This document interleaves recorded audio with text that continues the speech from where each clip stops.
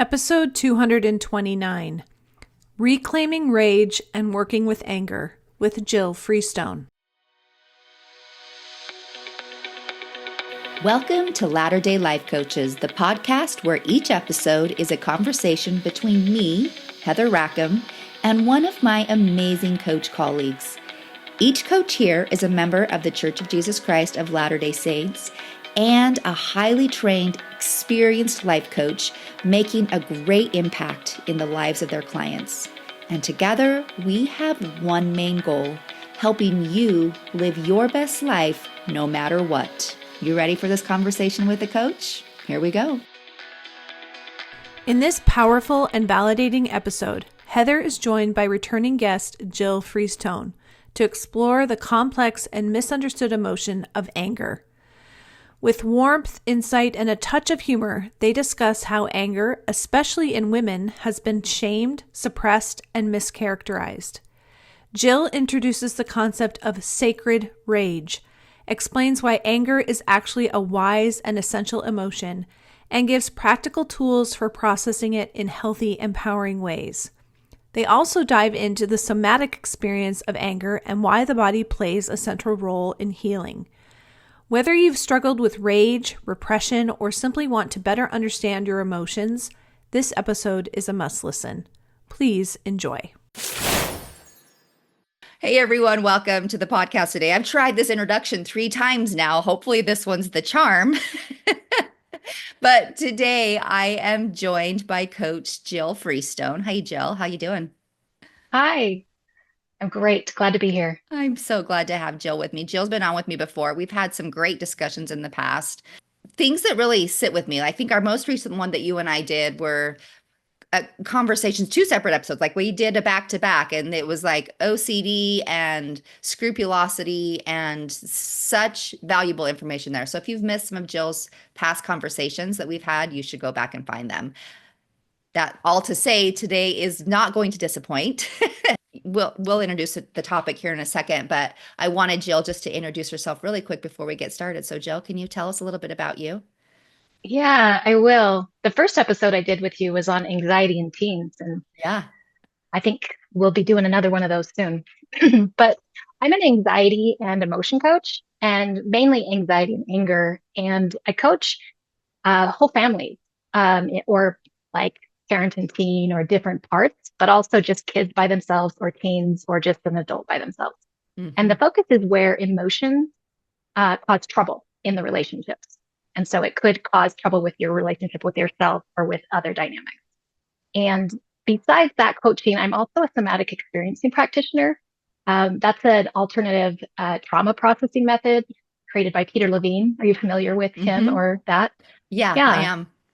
Yeah. So it's a 3-year program, and it's basically summarized by what the brain actually goes offline during trauma. So trauma is actually stored in the body instead of the brain. And so sometimes talking through trauma can help, but for some people, it can re-traumatize. And so many trauma therapists and practitioners are moving towards the body-based somatic methods or things like ART that's faster than EMDR, which uses some of the parts of the brain that were online. So basically, you get stuck in a stress response like fight, flight, freeze, or fawn, and then we're able to access that in the body and use the body to process instead of talking or the brain.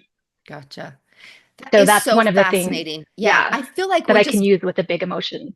Do you feel like we're just barely scratching the surface, I feel like, on so many new ways to help people through trauma or just emotional and mental stresses in general? I just think it's so fascinating. Oh, definitely. There's so much. Yeah. And it's exciting. Such an explosion of understanding instead of, my previous life of just suffering and ignorance and the shame that comes from that. Yeah. It is. It's super exciting. And I'm glad we have people like you to help educate us and make it accessible to everybody. It's not like it's hard to find. I mean, it is hard to find people who are well trained. I feel like you have to be careful who you're seeking out, but it's more accessible than it used to be. And I'm grateful. I'm grateful for people like you who are making it that way. Yeah, and it's also important to understand the difference between like capital T trauma or lower T trauma and what is a therapist and what a practitioner can do. And so Yeah. I'm grateful for that training to understand that as well. Yeah. It's fantastic. So, okay. Now that we've talked about that, and I think this is going to help, what you do, I think really helps tie into what we're talking about today. But why don't you tell us a little bit what we get to converse about? It's fantastic. Yeah, anger. So anger Mhm. is really one of my favorite emotions and topics. And so like reclaiming rage and working with anger is what I titled this, that rage itself seems like a bad thing, but sacred rage can be actually useful and there are ways to work with anger. And Mhm. so my method is first to transform our relationship with anger. And that right there is essential. And there's so many ways. It's not just changing the way you think about it. There's so many aspects of our relationship and switching it to a teacher and a guide instead of a destructive or a feared force. And have you taken time to get to know anger itself? Like I asked the group, and your own personal anger. Like, do you know your personal story of your relationship with anger throughout your life? And that's something that I just love doing, and it changed me by doing that myself. And so we work through this with my clients until they feel confident to actually work with anger, to actually be in it and to allow it and embrace it instead of resist it or react in harmful ways. And actually believing that anger is the most useful and yet the most misunderstood and feared emotion, that right there really helps us Mhm. to start that shift. And believing that it actually requires really intense courage to notice even when we're angry, and then to let others hear about it in a healthy way. And I've found that so many of the problems that we're having in life come down to this inability to feel or talk about these big emotions. And so that's really essential to these healthy relationships with yourself or with others. And most of the time, the problem with anger is when we get stuck in these patterns of ineffective fighting, complaining, or blaming or shame. And most of it is self shame. And then we also unwittingly protect others at our own expense. There's just so many layers to it that are so fun to get into. And I'll end here with a quote from Harriet Lerner. This love her books, and this book, The Dance of Anger, is an essential Bible. Here's the quote. Most of us have received little help in learning to use our anger to clarify and strengthen ourselves and our relationship. Instead, lessons have encouraged us to fear anger excessively, to deny it entirely, to displace it onto inappropriate targets like children or someone else. And then we turn it against ourselves. We learn to deny that there is any cause for anger, to close our eyes to its true sources, or to vent anger ineffectively in a manner that only maintains rather than challenges the status quo. So let us begin to unlearn these things so that we can use our anger energy in the service of our own dignity and growth. Hmm. That's fascinating. The question that you posed previously, like, what's your relationship been with anger? It was something like that. And I have never even pondered that question. Like, that question's not even ever come to my mind. And I actually want to say, okay, push pause and let me think on that myself Yeah, for 2 seconds because my brain's kind of exploding right now. yeah, That's really yeah. I mean, interesting. we could honestly just spend the rest of the podcast right there. And I will be bringing up lots of things about that. And so you Yeah. can take some notes on maybe some questions that you have for sure and see if they're Yeah. answered later. Okay. Yeah. That's fantastic. So before we go further, maybe it would be helpful if you defined for us what anger is or what the working definition of anger that you're using is, because I think Yeah. that might be different for different people. Yeah, that's an important starting place for so many people. So, anger, the emotion or the feeling, I use those words interchangeably, is the physical sensation or the energy in your body. That's all. Okay. So, what's happening in the body? And that can come from thoughts in your head, or from previous trauma or for current stress. It could be a learned response. It can come from energy, physical or audible stimulus in an environment. But we're talking about what's happening in your body. What people think is anger is angry thoughts we might be having that can create these physical sensations, or thoughts we're having reacting to physical things outside, or reacting to the actual anger in our body, or thoughts about anger itself, just like as a concept. And that adds more emotions, usually resistance, fear, judgment, or shame. So there's the thoughts, there's the physical sensations, and then there's the actions, the things that we do, we say while we're feeling the physical sensations or after. So generally, those are negative or unkind or unhealthy and somewhat out of control or unpleasant. That right there is what people think is anger and why it's so bad, because they lump it all together. But actions that are taken after processing the thoughts and the physical sensations, generally those are more positive, kind, healthy, and in control, more pleasant, though other people may respond negatively to it. Okay. Well, and I think the key thing that's sticking out to me there is you said after you've processed it. Yeah. Yeah, that's a key part. Yeah. So then the next part of anger is that. So Okay. like you identify which one of those we're dealing with, and then the processing, the allowing the energy, the anger to flow. So those physical sensations. And then there's also the mindset that we need to face as well. And then there's the grounding after you process, getting your nervous system back. And what most people do is they rush too soon, as they rush to trying to calm down too soon or trying to think their way out of it as soon as anger shows up. But if we do that too soon, we often miss the information that it's trying to give us, or we miss some possible healing, or we're actually shoving it down, thinking that we're just thinking our way out of it. Gotcha. Yeah. Okay. So, and we're kind of doing this conversation in two parts, Sure. right? Like we have this podcast and then we're going to record again another time. Are we going to talk today a little bit about what that looks like to process, or is that okay? Just wanted to, because I didn't want people to be like, okay, well, are we going to talk about that or not?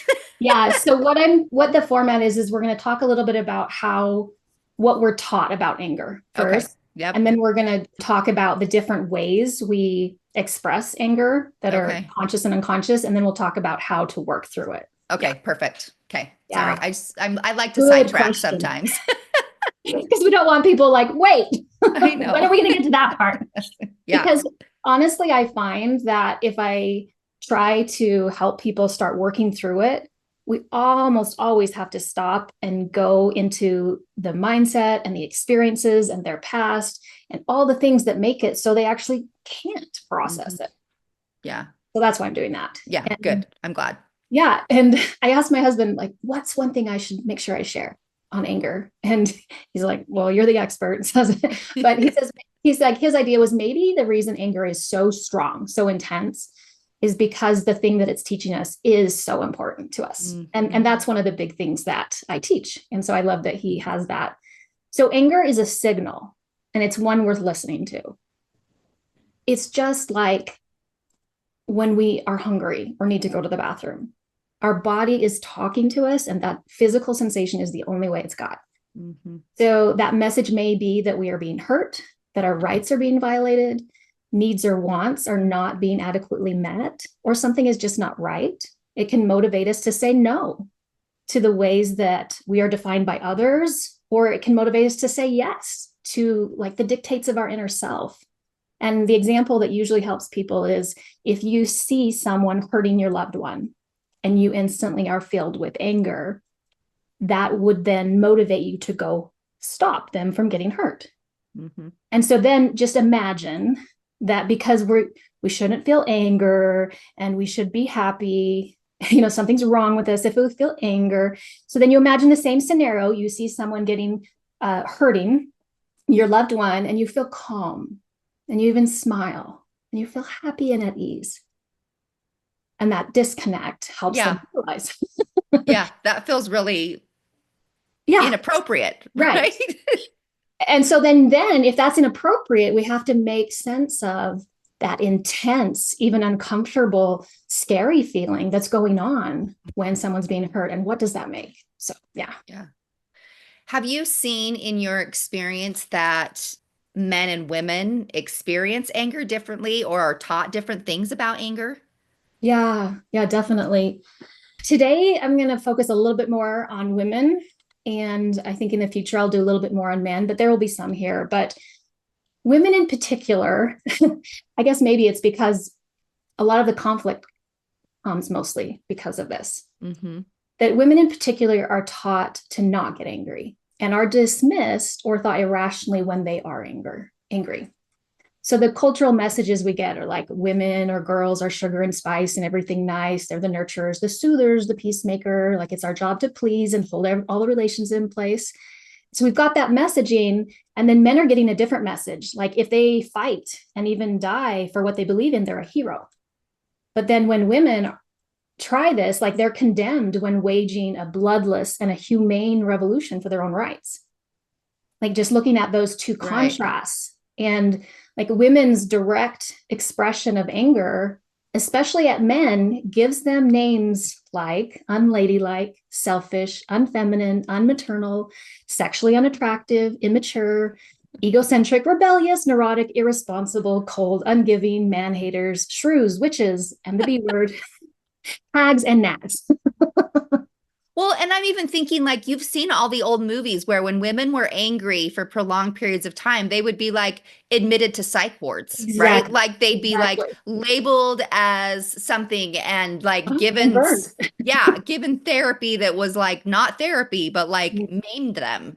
I don't know. It's crazy. Yeah. So these are all words that reflect the stuck position of women, the one up, one down position, and the powerlessness and the helplessness that, I mean, whether we want to talk about the whole system here, that's not what I'm here for, but right. That's a whole other topic. Yeah, we could do that for sure. That's another favorite topic. But men don't have one unflattering word to describe when they are venting their anger at women. There are two swear words that are toward men when they misbehave, but they don't condemn the man. It places blame on the mother. Yeah. If you can think of those words. Yeah, right. Yeah. And so coming back to women, that when we are taught that our worth and our identity are found in loving, nurturing, and being loved, it's really devastating to have our attractiveness and our womanliness questioned with those names given to us when we're angry. So it makes sense that we'll quietly, go back to our place and try to regain approval. I mean, it makes sense. Yeah. And when a woman shows her anger, she's likely to be dismissed, like we said, or as irrational or worse. And the possibility that we're angry, like even just the starting, like when someone feels it, they're like, I'm out of here, she's angry, and they use all the words. So we get rejection and disapproval. And it's no wonder that it's really hard for us to know, let alone admit that we are angry.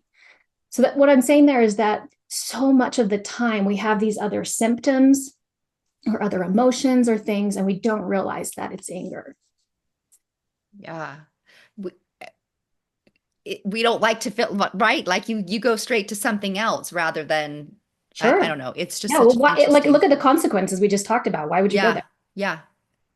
Yeah. Why would you? Historically, like you could potentially have lost your life for being angry, right? Yeah. So so it's in our DNA, but it's also in our culture still. Like even though we're not losing our life now, there's so much else that's at stake.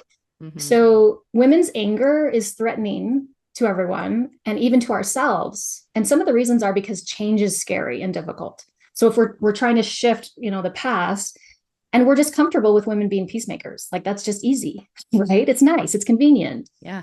And when we're angry without clarity and direction and control, which is what we have to do to be listened to, when we're doing it without those things, we then allow ourselves to be written off.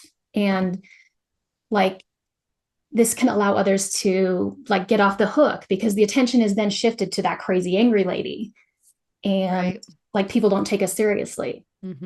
And so it's this like fine balance between needing to be this perfect, refined, clear, eloquent, or just feeling an emotion and being dismissed, where men can rage and be out of control. Mm-hmm. So then women often, like we said, block or shut down or invalidate our own experience of a normal emotion and think, well, is my anger legitimate? Like, do I have a right to be angry? Like, what's the use of it? What good will it do? And really confuse themselves. And then the answer is simple, like it is legitimate. It's not, it is meaningful. It isn't pointless. Like, you have a right to be angry, just like the right to be thirsty or to be happy. And it deserves your respect and attention. I think that's such an important, like that word deserves. Is a hard word sometimes because it gets used in difficult ways, I think, in our society. But I think that we do have to recognize that it's important. And one of the things that I've been studying lately is emotions and how like we have our emotions are trying to teach us something, right? And usually it's something within us that needs to, it's a signal of something that needs to be healed. It's something that kind of needs to be brought to the forefront. And if we're just always pushing things away, we're not healing those things that we need to take a look at. And so just like it deserves, like we deserve that healing. We need that healing so that we can we can be us. We can be the most us that our heavenly parents want us to be, that we want to be.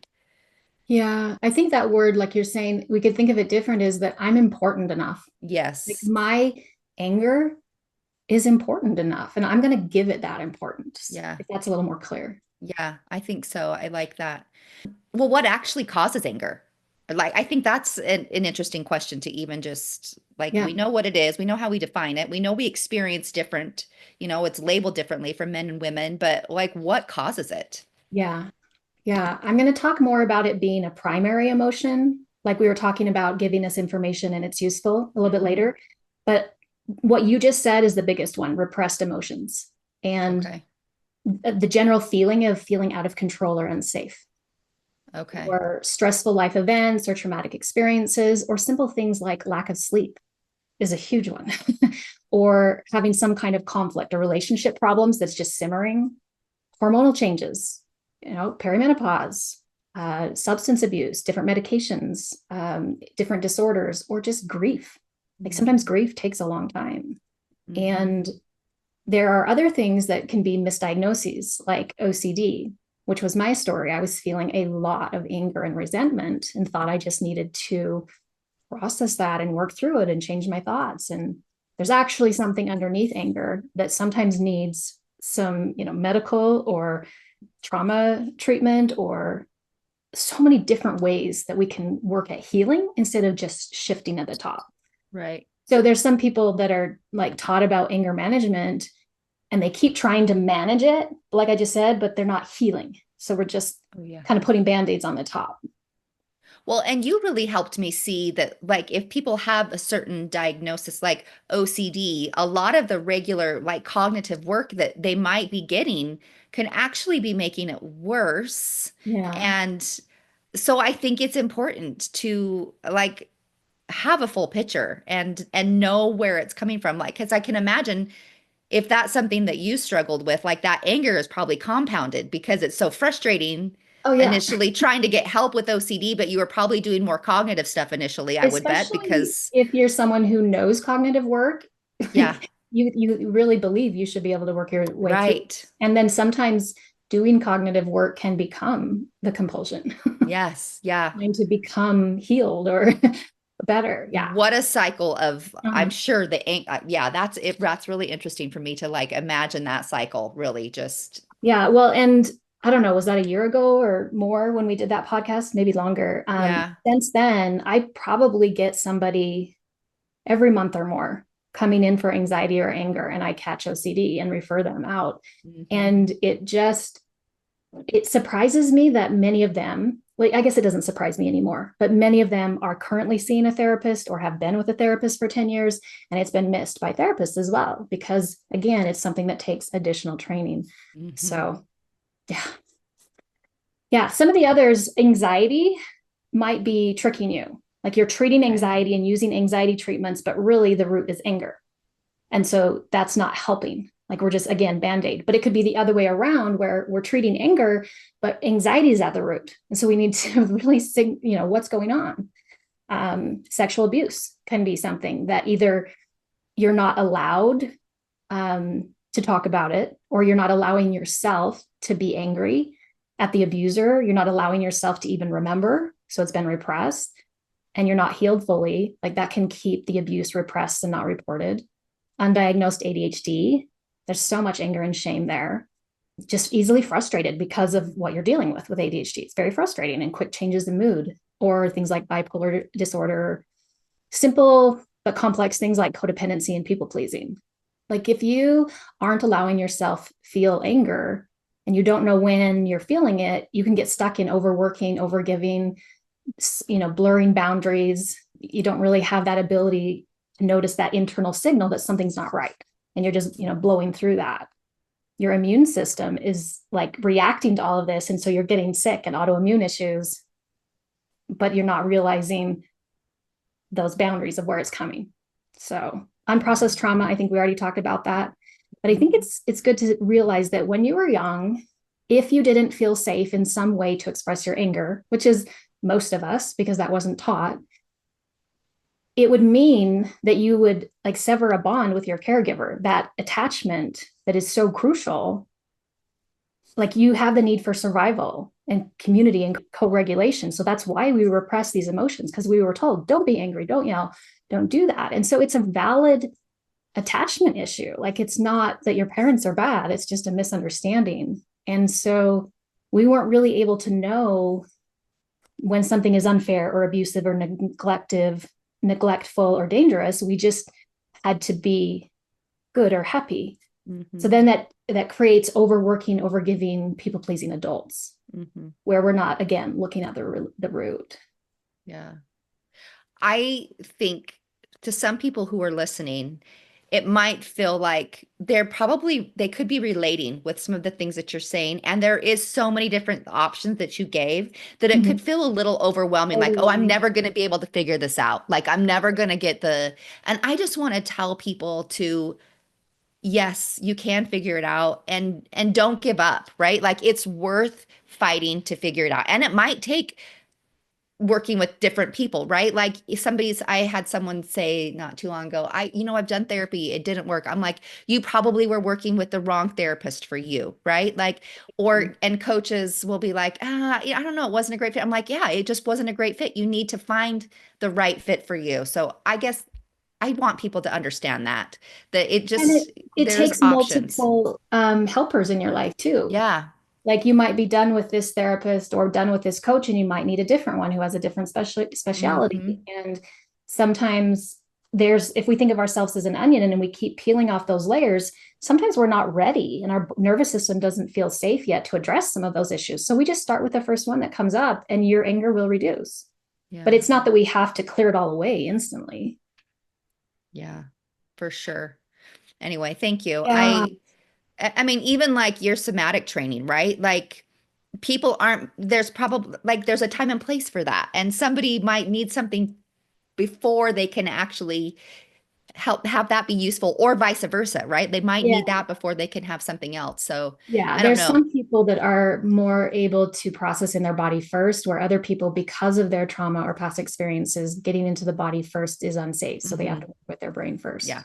And I think that would be me. I think I'm recognizing that there's been a lot of work that I've needed to do cognitively before I've been mm-hmm. able to access things in my body. So yeah. Anyway, what would you say? I mean, we're understanding anger a little bit here, but I think there are times when we feel like anger just comes out of nowhere, right? Like it's just like we don't have any control over it.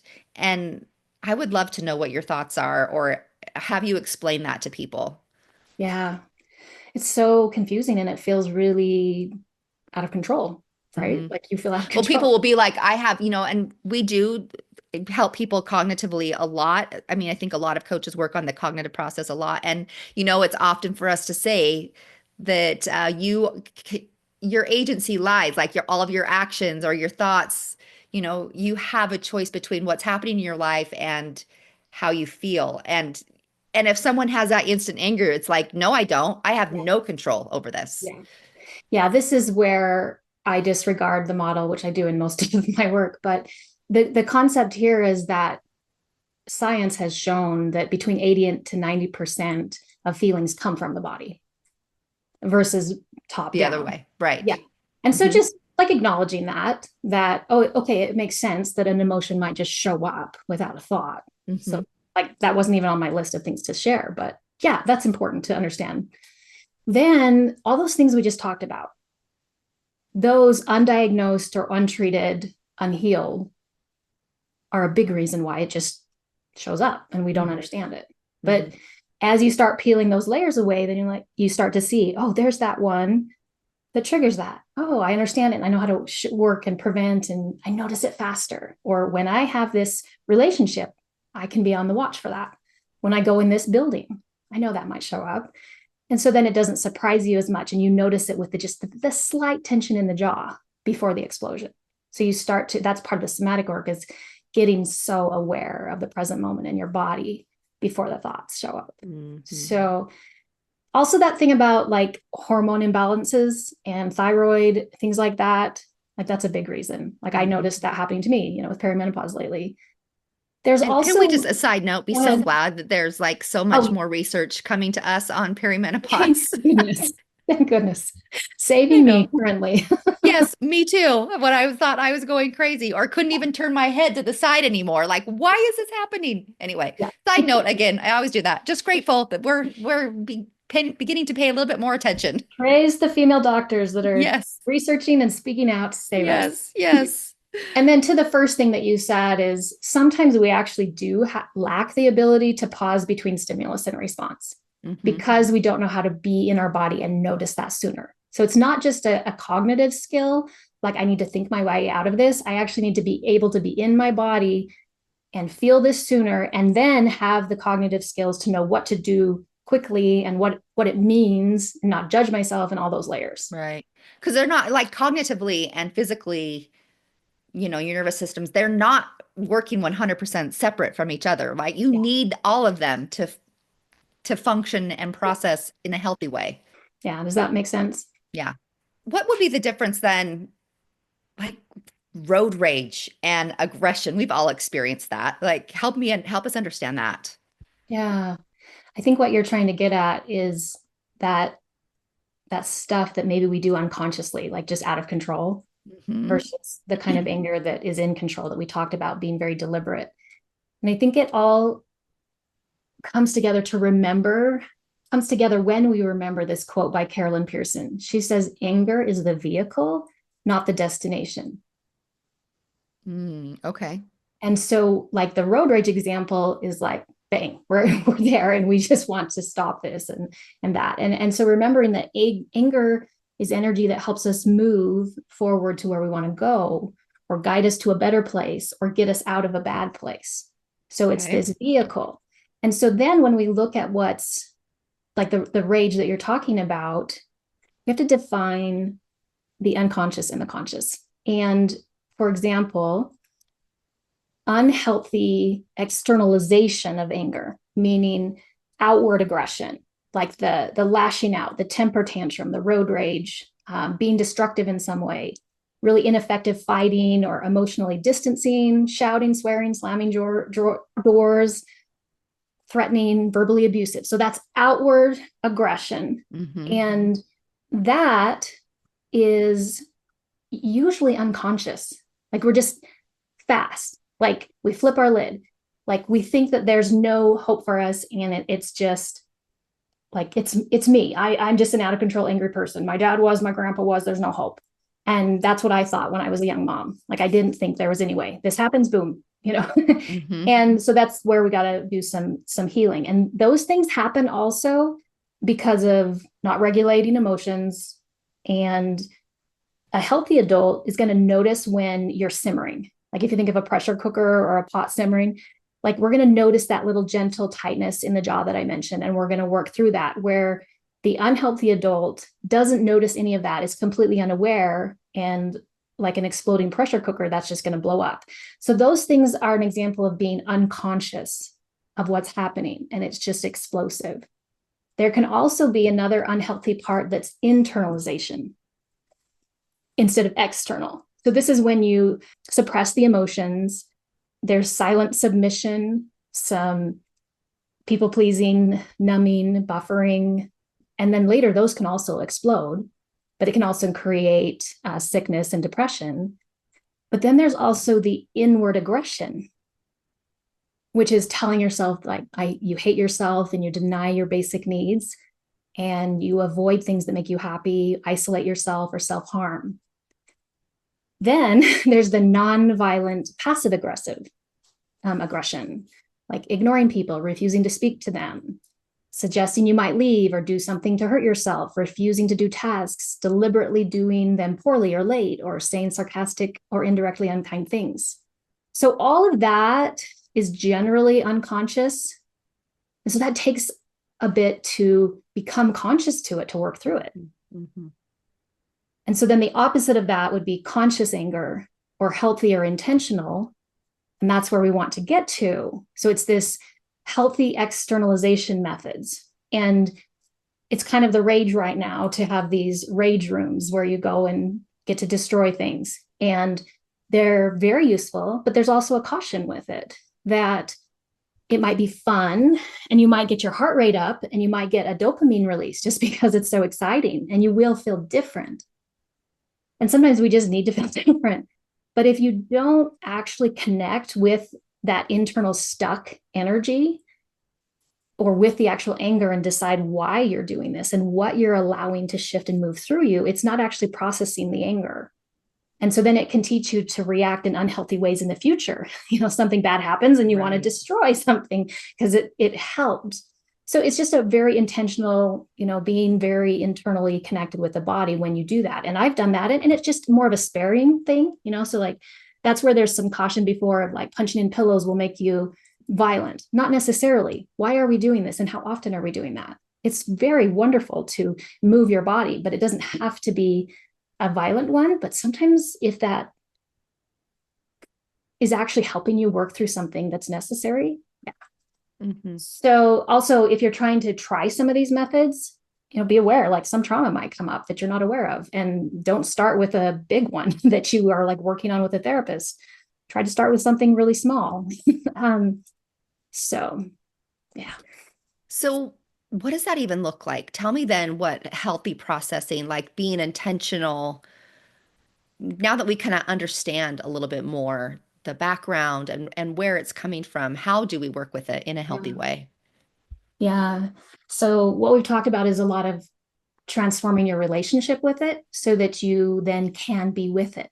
Mm-hmm. Just completely. Right. Because if there's always shame wrapped around it, you're never going to want to be with it. But if you can be accepting of it and recognize that it's useful, it's easier to sit.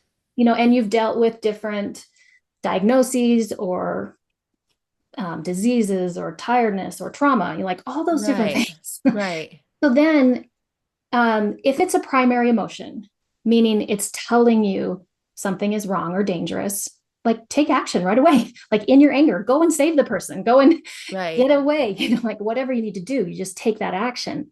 If it's something dangerous and you are like capable and it's safe to take action. Okay. But the other one is if your brain goes offline while you're feeling so much anger, you want to practice what that feels like and know how to take a timeout.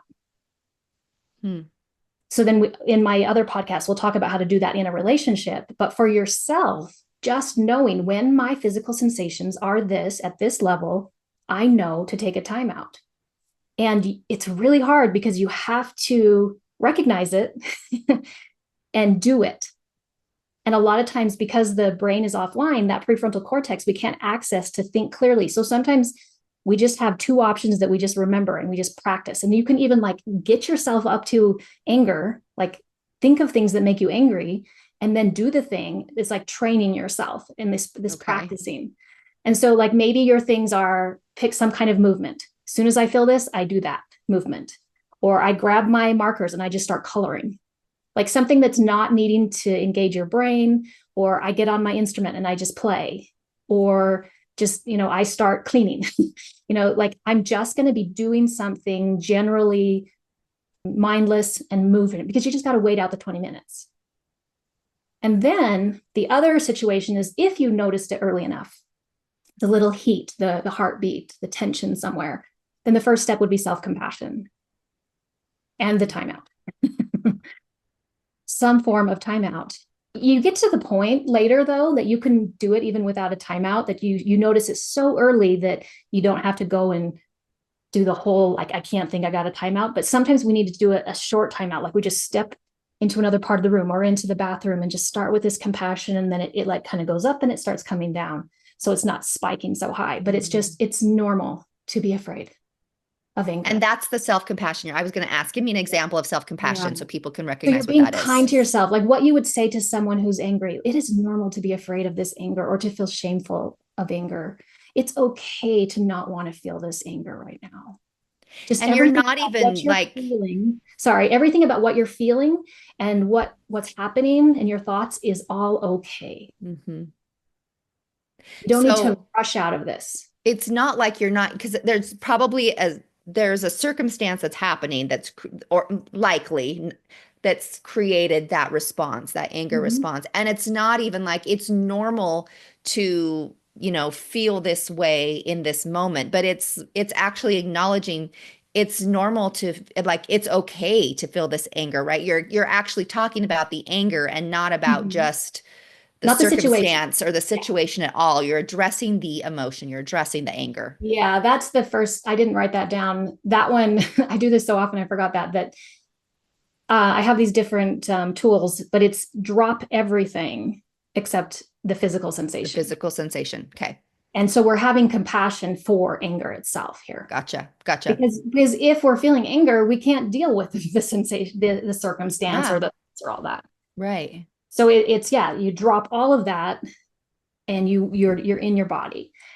And so then there's that compassion, because compassion gets you more into allowing and willingness and curiosity. And it helps that drop. And then when you're there and you're into that, you can feel, if you're not able to get there because you're already feeling shame on top of the anger. Okay. Or like some resistance, like I'm just tolerating this, you're not totally into, all right. Because no one wants to go there, right? There's probably going to be a lot of that, I would think. Yeah. Initially. Well, I mean, like I'm different because I've been doing this for so many years. I'm like, hey, anger, good to see you. Yeah. Like, all right, let's do this. But that's not common. That's, I mean, it's not common. No, it's really funny. I'll give you a fun example that just popped into my head. I was on this hike with some friends and we were talking about some really intense subjects. And one said, whoa, I need a rage drum circle because I lead these drum circles. And I'm like, well, we don't have it. And I said, well, let's just yell right now. She's like, what? I'm like, let's yell. So I told the people in front of us what we're going to do so we didn't scare them. And we just let out these just huge yells all over the canyon and just like, why not? Yeah. Like just own it. So yeah. Anyway, if you notice there's anger and then the shame of some kind or resistance, just feel that. Like, okay, I'm feeling shame. I can do shame. I can do resistance. And then come back to accepting the anger. And that right there, that takes so much practice to get through that. Yeah. But then it's again, the emotions are not problems, right? At all. Even just the recognizing, I think for people, they'll be like, oh, that seems hard. And I just want people to recognize that even just being aware, like even just telling yourself, oh, this is shame that I'm feeling, will do so much rather than just trying to, I don't know. You're stuck in the spiral of the thoughts about it and feeling about it. And so that's with, like, I do this stop, drop, and breathe thing of just, oh, I notice emotion, I stop, I drop in here. That's all you have to do. Mm-hmm. Like, oh, another emotion, drop. Yeah. I know how to do that. Like it just to make it as simple as possible. Yeah. Let the thoughts and the circumstance be out there. So then you're starting to move into acceptance. That's what I said earlier. Oh, this is shame. I accept that shame is here. Like it's like a recognition. Right.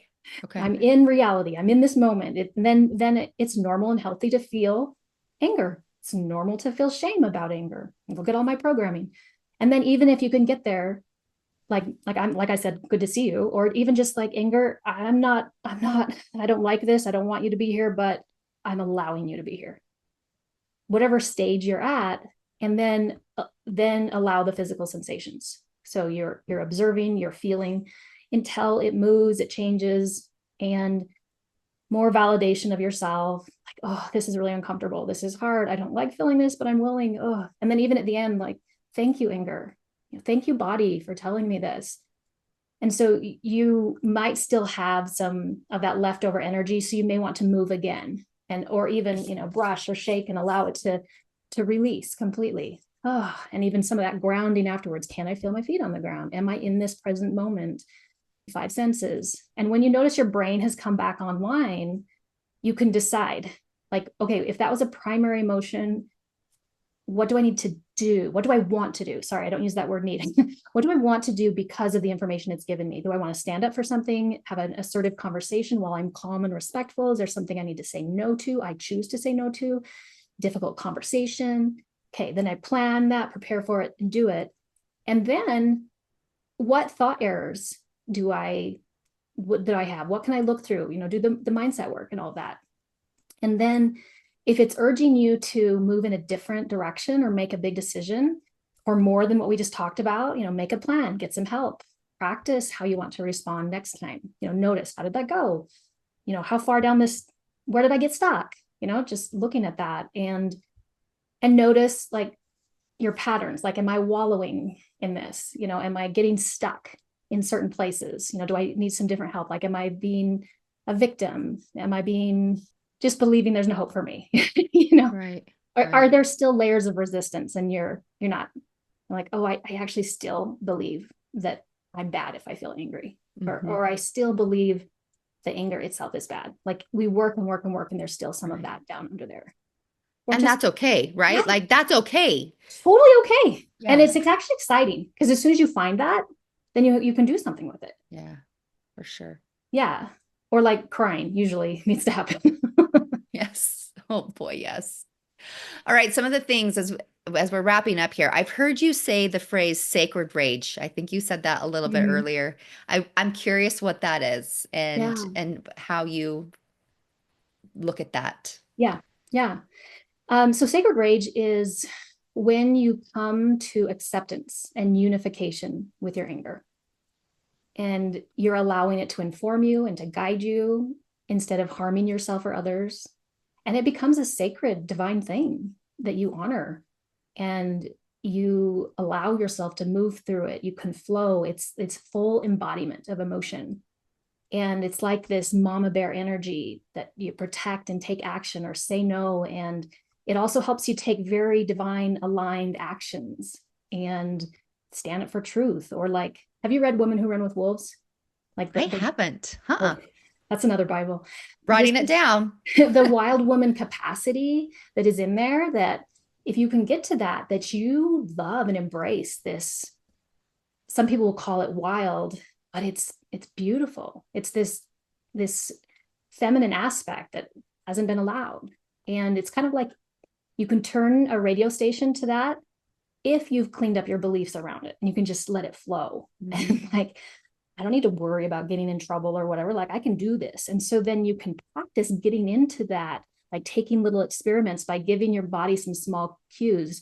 Like, that's what I'll do at these drum circles, where I'll show them, what happens when you play this drum and you feel the vibrations in your body? What happens when you stomp and move around in your body? Can you feel these shifts? Not just thinking. So these are a lot of physical and movement things. So do we feel safe in this room with all of us, or out in the woods when we're doing this?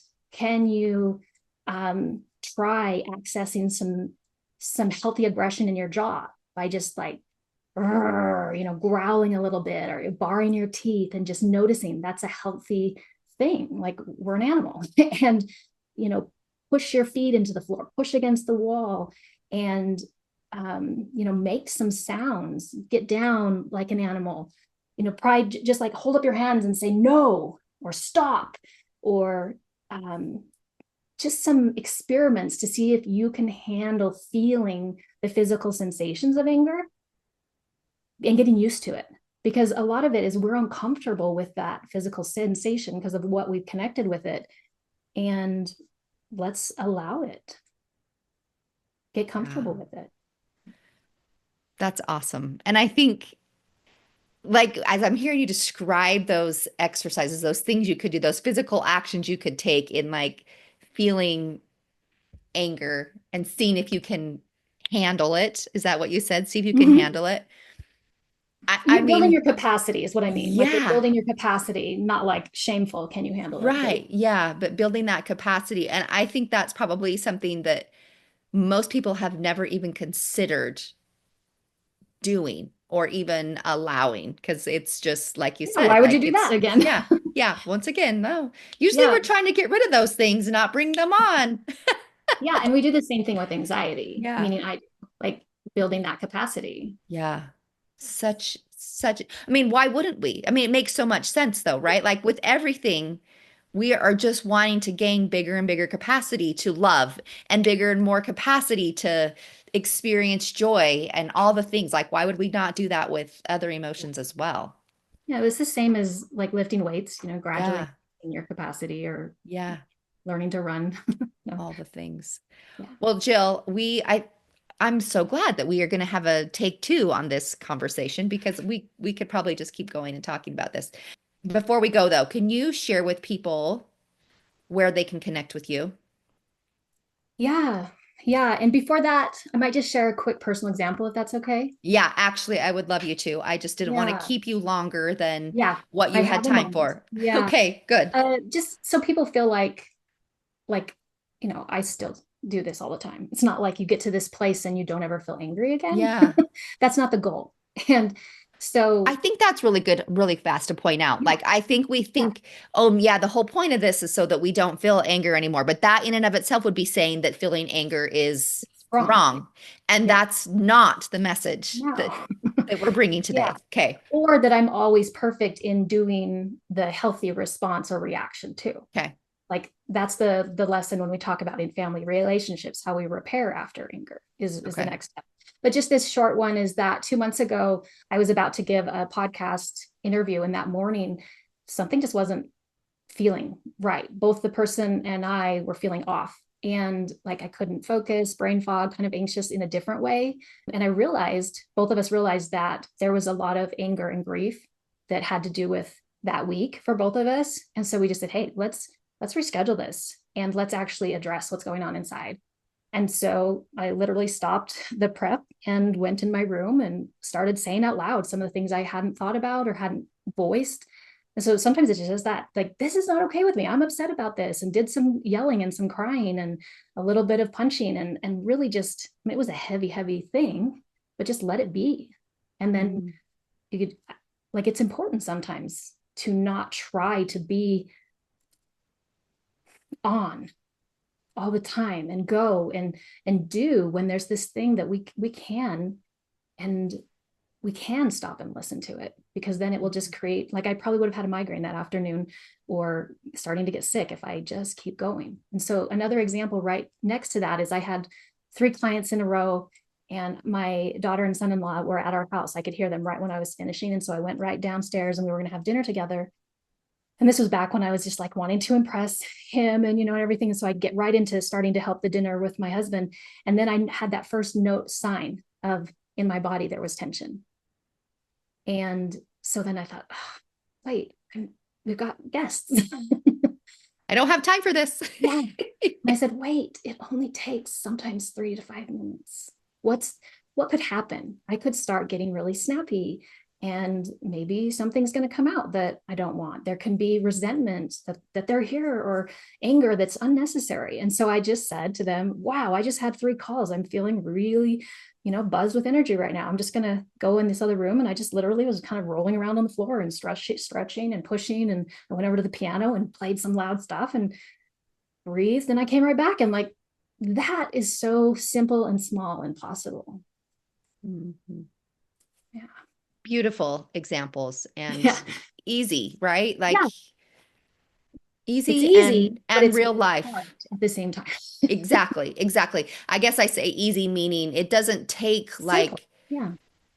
yes, you can do it on your own and in moments, and it's so useful. And like your time that you spent with your daughter and son-in-law was much better, I'm assuming, than it would have Much, been had you not done that. So much better. Yeah. So my website is just my name, jillfreestone.com. And my Instagram is Jill Freestone Coaching. perfect. Jill, Yeah. thank you so much. All right. Thank you. People are going to want to listen to this on repeat to make sure that they got the whole thing, and then know that we'll be back for more, like part 2 of this conversation in a couple weeks. So have a good one, Thank you. everybody. And thanks, Jill, for being with me. Hey, we just wanted to thank you for spending part of your day here with us at Latter-day Life Coaches and being part of this conversation. Share this with your friends so that you can have a conversation with them on this topic as well. And as always, subscribe so you don't miss a single episode. Have a good one, my friends.